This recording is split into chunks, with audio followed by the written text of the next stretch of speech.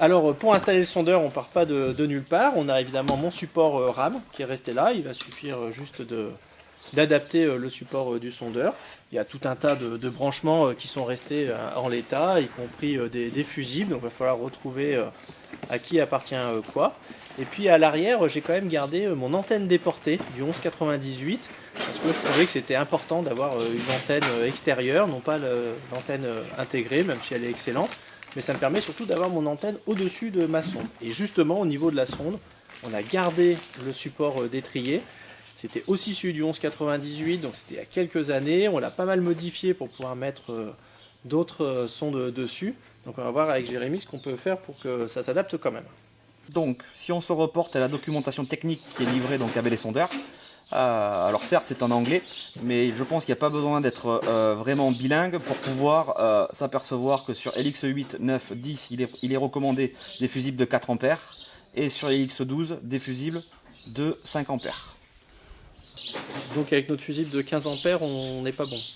C'est pas dans les normes constructeurs. Donc, Je veux dire là, par exemple l'adage qui dit qui peut le plus peut le moins, c'est hors sujet, c'est ça? donc s'il y a une surtension ou quoi que ce soit, avec 15 ampères ça devrait faire le boulot, mais si c'est des joujoux qui valent quand même une certaine somme, quitte à faire autant respecter les règles constructeurs. Donc plutôt autour de 4-5 ampères. Enfin toujours se référer à la notice. Toujours se référer à une notice, toujours, okay. C'est mieux.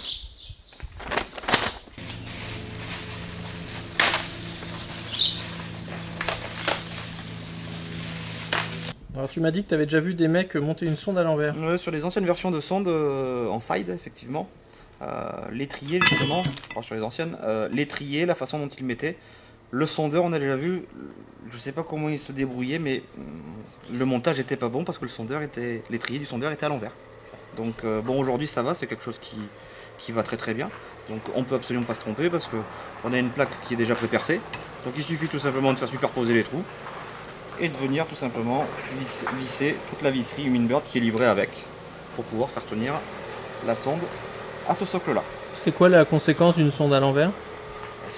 Avec un side par exemple, quand on va voir à gauche, quand on regardera à gauche, ça sera sur l'écran, en fait ça sera le côté droite et vice versa. Et donc la lecture est tout simplement totalement fausse.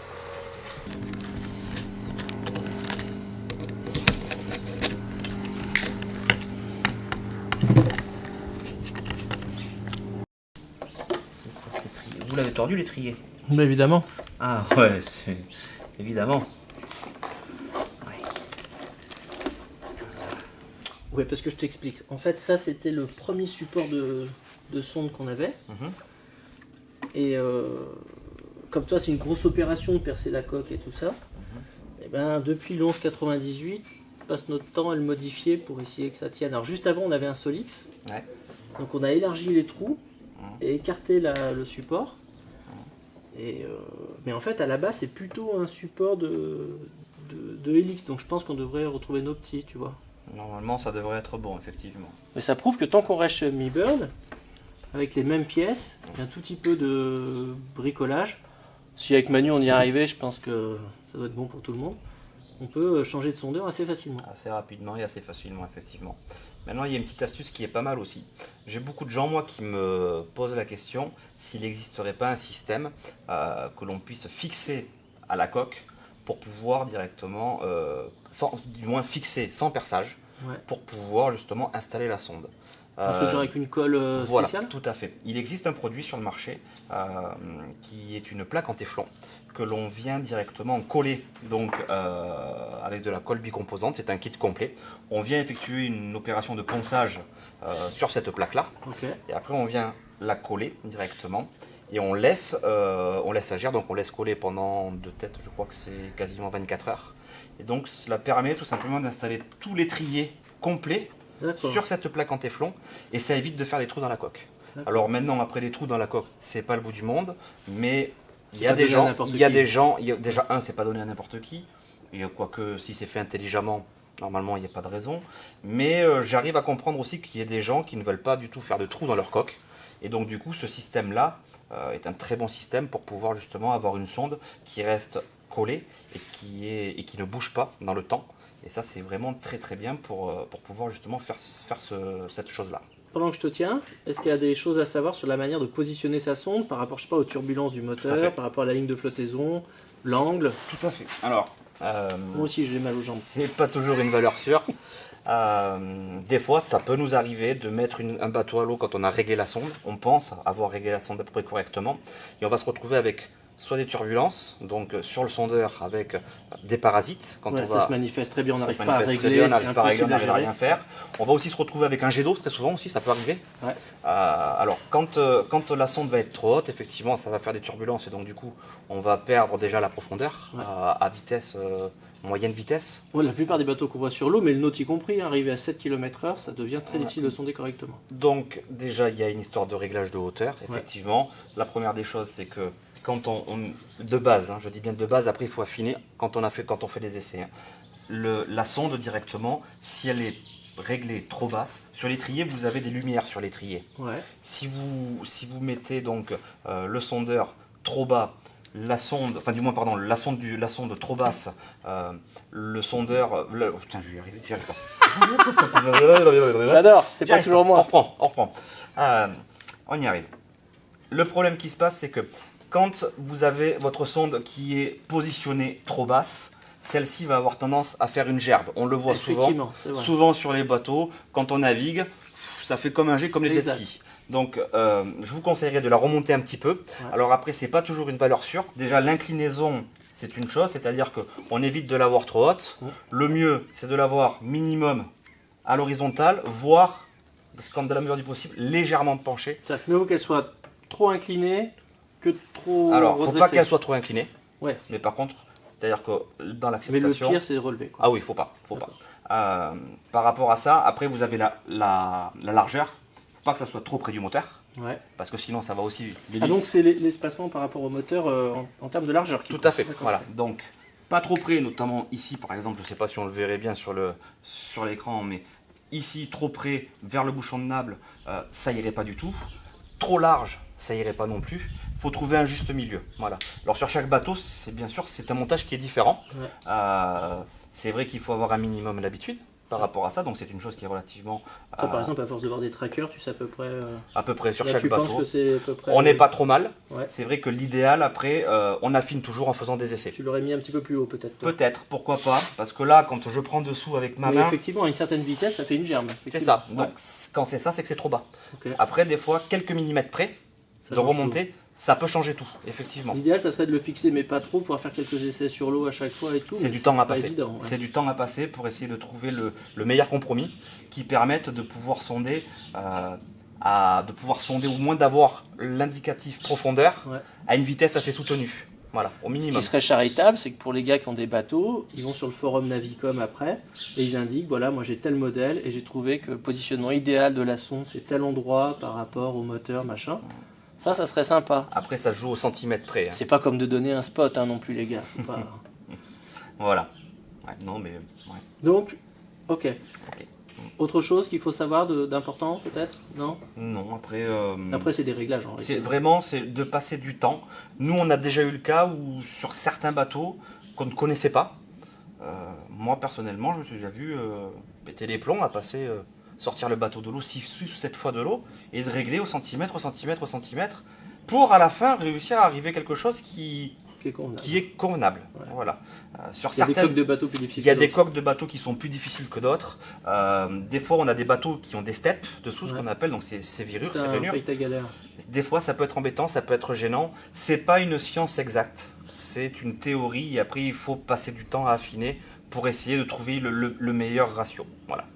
Et Bon, de toute aussi, façon, une on est chose, d'accord, si tu as le bateau de Dubreuil qui passe, tu t'arranges, tu me la mets légèrement toi en diagonale, comme ça oblique. mais de toute Voire même façon, un petit coup de tournevis dedans. tu le vois. problème, c'est que le bateau de Dubreuil, vu qu'il marche pas très souvent, il touche pas beaucoup l'eau. C'est pas trop grave. Je suis pas trop inquiet de ce côté-là.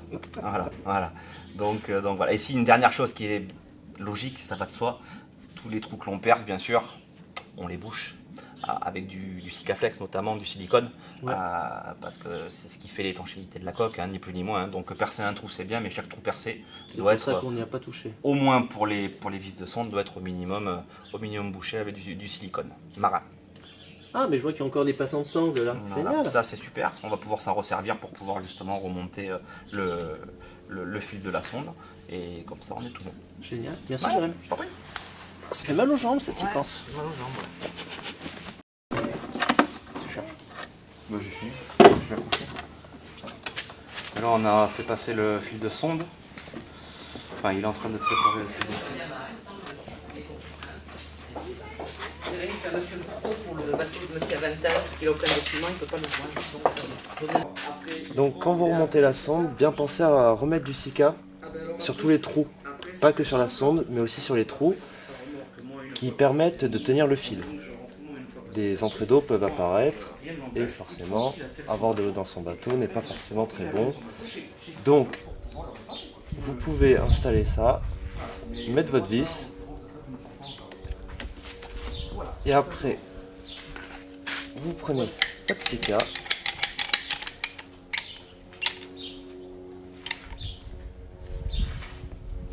D'accord, très bien. Écoutez, il y a Vous en mettez à votre disposition. au bout de votre vis. Merci, bonne journée, au revoir.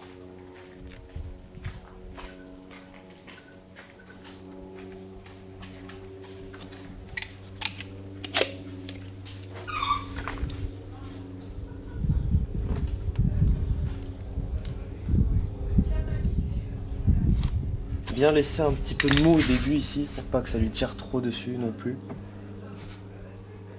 Le but étant pas de tirer sur le fil et après que tout se déchire.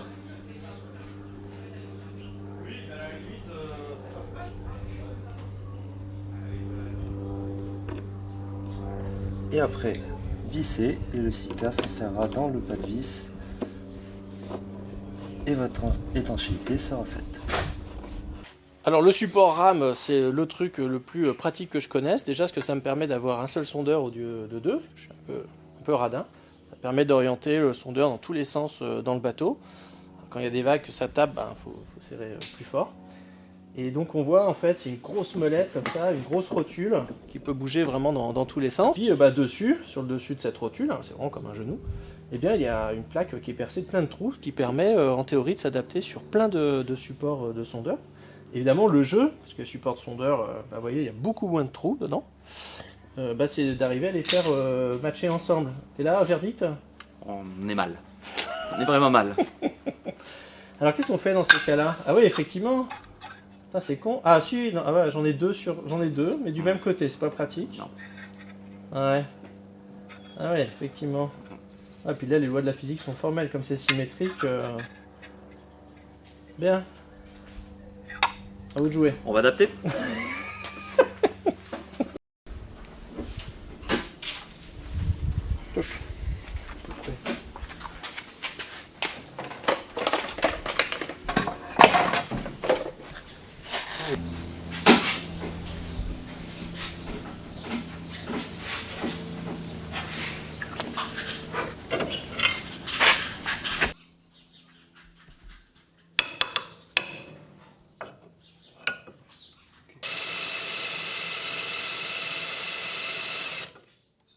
Putain, c'est dur comme de la pierre. Voilà.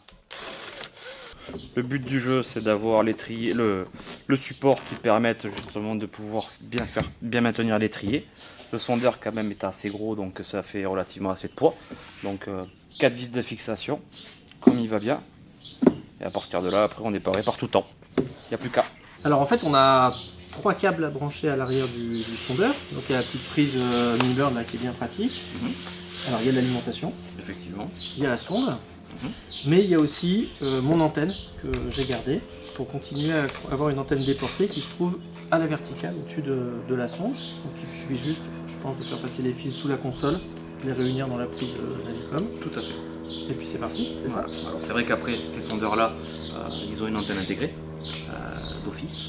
Maintenant, après, des gens comme toi qui veulent garder leur antenne extérieure en plus, ça se fait, il n'y a pas de problème. C'est ça, au départ j'étais un peu sceptique sur les premières antennes intégrées, sur le 1199 de mémoire. Peut-être, ouais. Donc, j'avais gardé l'antenne externe du 1198. Mhm. Et en fait maintenant c'est surtout devenu une habitude. Je pense que l'antenne intégrée est excellente, mais j'aime bien l'idée que mon antenne soit au-dessus de ma sonde. Donc on est resté comme ça, et donc aussi longtemps qu'on peut conserver les antennes Mi-Bird branchées sur les nouveaux sondeurs. Je continuerai comme ça, j'arrêterai quand ça sera plus compliqué. Les goûts et les couleurs. Exactement. Voilà. On essaye? On y va. Go.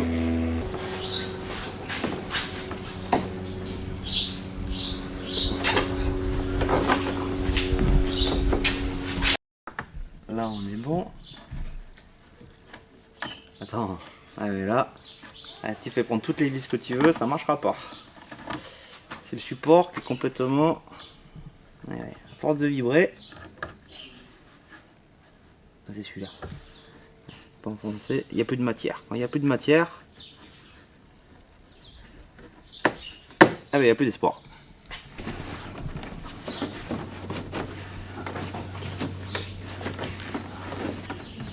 Ouais, c'est pas mal de la repousse en dessous quand on montrera. Tout ça là. On remonte. Ouais. C'est bon ce que ça donne.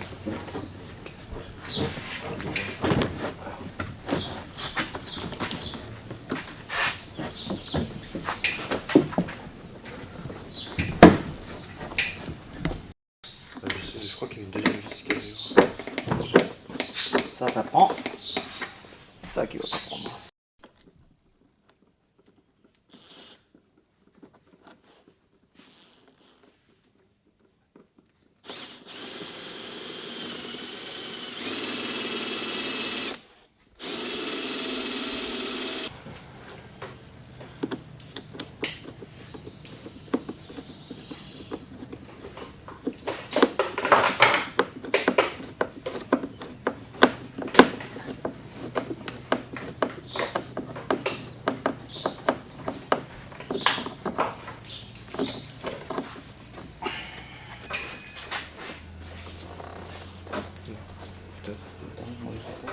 Là je suis peut-être en... Moi je suis bientôt en face, mais il faut juste le...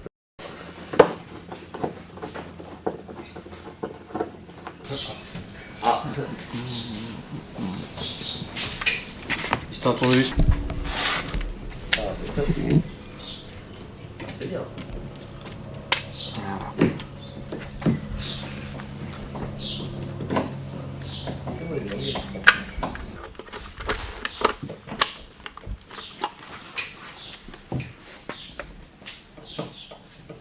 Magie. Il y a des pataniers. Des bateaux courts.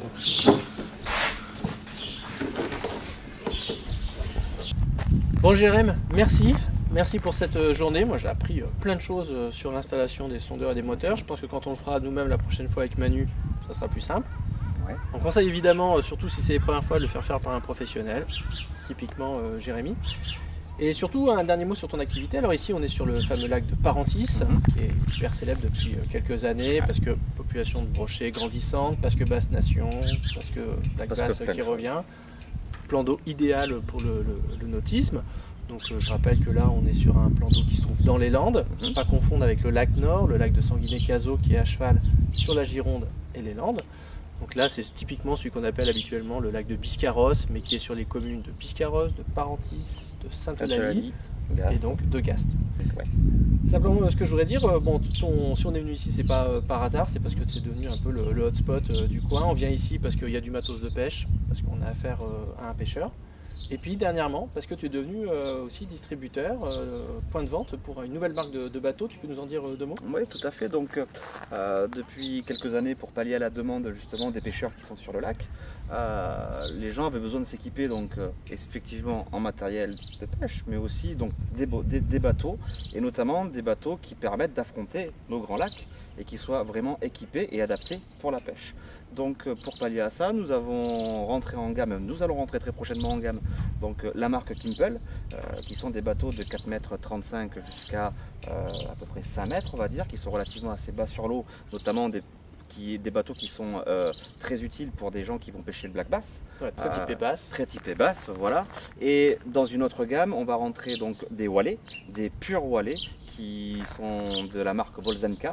Ce sont des bateaux qui sont vraiment costauds, tout aménagé pour les grands lacs aussi, pour les pêcheurs.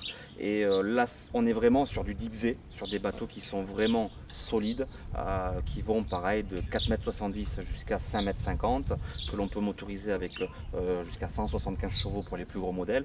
C'est vraiment des bateaux qui sont taillés pour vraiment tout type de plan d'eau quand ça souffle et quand il y a vraiment besoin de sécurité par rapport à ça. Un dernier mot sur Navicom.